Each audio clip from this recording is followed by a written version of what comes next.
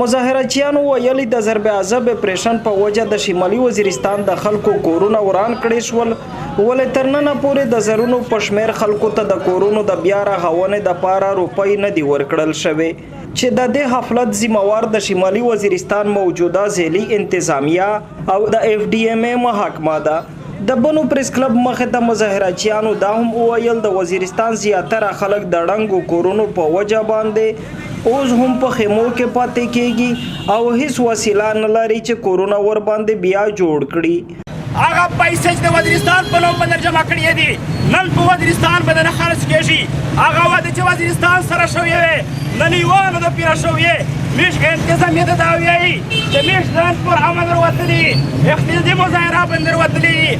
حکومت ته دې خلک غته نه مجبوروي، مشکلات نه مجبوروي.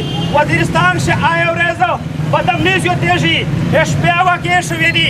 حکومت ته به دا بندغه واخلي انتهایي معذرت سره کچره داغه په دې بیشتره او عادت پیرانه شولې انشاءالله دویمه درنه بیشت اسلام آباد باندې وي انشاءالله.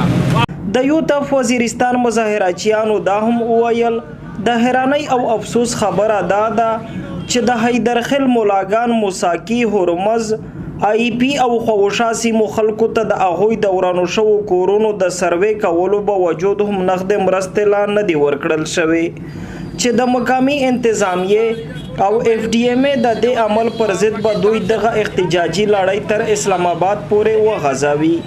گوهر وزیر، خیبر نیوز، بنو.